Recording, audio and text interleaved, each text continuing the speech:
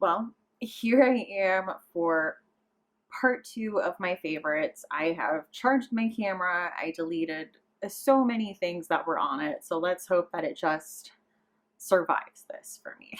So I'm actually just going to dive right in because I have trust issues with this camera and that it's not going to cut me off somewhere randomly like it did the last time.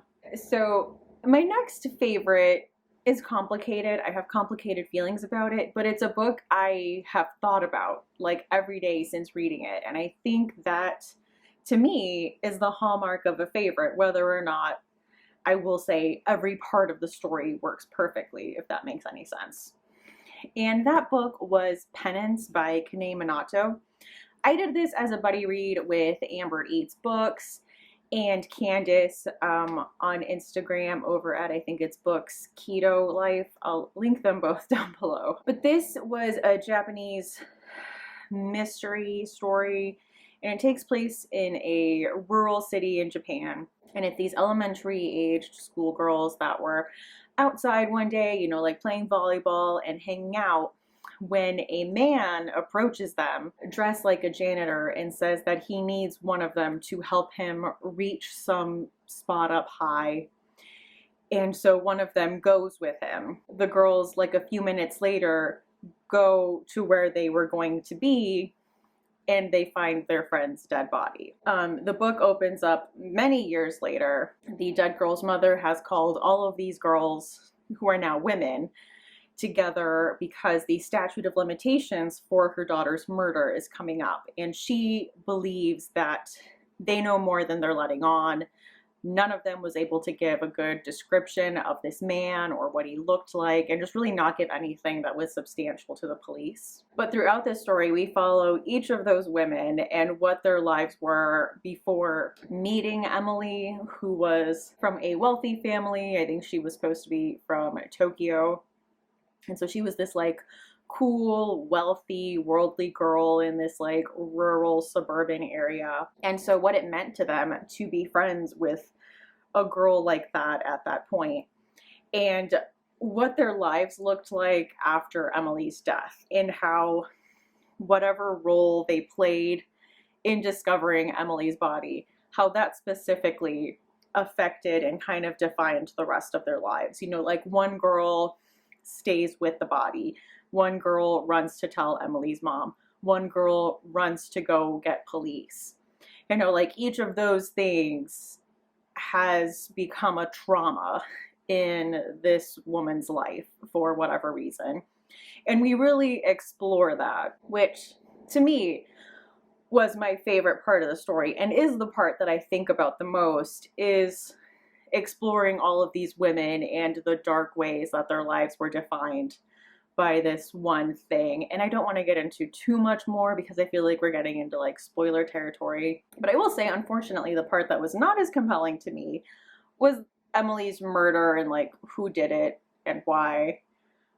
I don't know. Like it, to me, that part was not as strong. It has not stuck with me. I didn't feel like it stuck the landing as much as the individual stories of these characters did. But then again, if you really look at like what I like in books, I think that kind of fits the bill. Like I very much like, let's explore this character's trauma and why they are the way they are. So that part for me really worked. I don't love it as much as Confessions, but I still really enjoyed it. And like I said, it's definitely left a lasting impression, and I think about it a lot to this day. So that was Penance by Kanae Minato. The next book on this list is Mongrels. I have a copy of it, but it's at the top of my bookshelf, and I'm like officially 8 months pregnant, and it took so long to get here, and it's going to take so long to stand up and get it, that I'm just going to put the picture up. It's just not worth me holding the book right now. So Mongrels is a coming of age werewolf story, but it's told in these disordered, non-linear vignettes as we are following an unnamed main character. He lives a nomadic lifestyle. He's raised by his uncle and aunt, Darren and Libby, and they are werewolves. Them being werewolves is a lot of the reasons why they have to live a nomadic lifestyle, why they can't hold down jobs or stay in one place for too long. And he grows up really hearing all of this lore, and a lot of it you know, a lot of these stories are like very cool and heroic and, you know, romantic in a way. As he gets older, he's not sure if he is going to be a werewolf, if that change is going to happen for him. And one thing I like that is done in this book, some of the times when we are referring to the main character, like one time he'll be wearing a Halloween costume, so it's like the superhero asks this, or, you know, he'll be doing a report and he's asking questions, and so we refer to him as the reporter.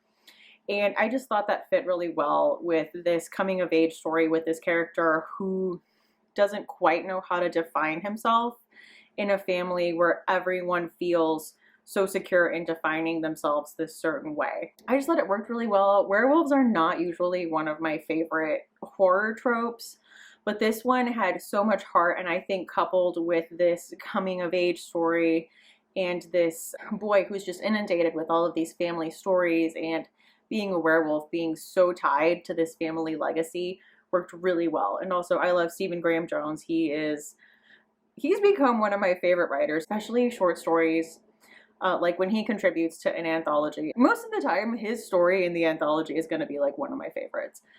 So I was very excited to read this. We did this for the Books in the Freezer book club. It was like the first book we read, and I think people were very split on it, but obviously I was in the camp that absolutely loved it. I will say people going into it maybe wanted a little more horror, a little more tension, a little more plot. This is very slow and very character driven. So I will say good for people that don't normally read horror and aren't usually into like werewolves or supernatural stuff. This would be a good place to start with that. Next up is the Martian Chronicles, which I also own, but again, I'm not getting up. It looks so far away. I just don't want to pick it up. I wasn't sure how I was going to feel about the Martian Chronicles because I didn't love Fahrenheit 451. Like, I didn't hate it. It was like the definition of a 3-star book for me. I'm like, it was good. It was put together, like written well, has a good message. I didn't connect to it in any way. And just, Fortunately, that was not the case with the Martian Chronicles. I loved this so much. I'm actually not sure if this whole thing is just going to be like feelings because I do have a lot of feelings about this. The broad synopsis is these are like connected short stories about humans colonizing Mars and the effects of that. We get like different timelines. We, you know, get some stories from the perspectives of the Martians when the first humans make contact. We get some stories kind of while humans and Martians coexist, and humans kind of carve out their own area of Mars, and kind of we just get different eras. I guess getting too much into that is spoilery, but I mean, it's about how humans ruin everything. I felt like the dangers and the downside of colonization, and I don't know, I just felt like it was done so well. Some of these stories had just like such a sense of melancholy, and the way it was written for me was very reminiscent of like an old Twilight Zone episode. And I love the old Twilight Zone so much. That is like my sick day show. I watch it all the time. I love it so much. Like I said, it's just feelings. Like I just loved it so much. I connected with it so much, and so much of it resonated with me. I think this is a very human story, and if you're looking for, I guess, like a precise science fiction story, you're probably going to be let down, because this is a story about like the damage that humans can do. And I thought it was done so well, and like I said, worked for me. So far, my favorite Ray Bradbury thing he's written. So that was The Martian Chronicles by Ray Bradbury. Next up is a graphic novel that is my favorite thing is monsters. Volume 1, I am patiently waiting for Volume 2 to come out. So this is giant, and it's a coming of age graphic novel from the point of view of a little girl in Chicago, and she draws herself into the story, but she views herself, or like she draws herself in the story as kind of this like noir PI werewolf. And this story is set, I'm not sure if it's the 60s or the 70s, but that era in Chicago. And she's going through a lot, like in her immediate family. She has an older brother and a mother who is terminally ill. They live in a poorer area. Her upstairs neighbor mysteriously dies, and our main character becomes obsessed with the mysterious death of her upstairs neighbor and tries to discover more about her, and discovers that she fled Nazi Germany. And throughout the story, we see, I guess, how she sees herself and how she uses horror, and specifically these like pulp horror magazines, kind of as a, like, the lens with which she views the world and its evils, and like good and evil, and different experiences that she has. And I don't know, here's another like coming of age story with like a little bit of horror added in, but a lot of heart. And I guess that's just a formula that's always gonna work for me. I loved it. The way that the graphic novel is laid out is like a notebook. Like, it looks like college ruled like line paper, with her drawings and thoughts and her telling the story like you are reading her journal, which just added to it. So like I said, I loved it so much. Cannot wait for volume 2 because I want to see where this goes. And lastly, sorry that I switched positions. My foot is falling asleep.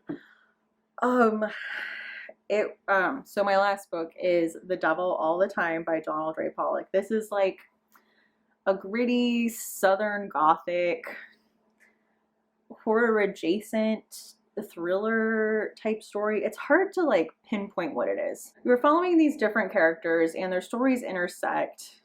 I feel like this whole video, there's a theme that I love: interconnected short stories, novels told in short stories. And that is absolutely true. I think that is my favorite way for a story to be told, is through vignettes. But anyway, so this takes place in the 1960s in like Southern Ohio, like a rural Southern Ohio.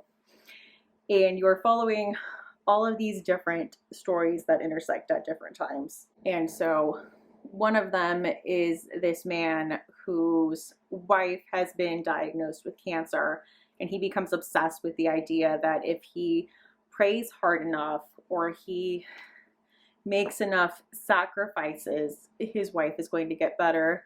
And what I mean by sacrifices are grisly, bloody, like blood sacrifices, like in the Bible. And it starts out with like a squirrel, moves up to roadkill. I think you got where this is going.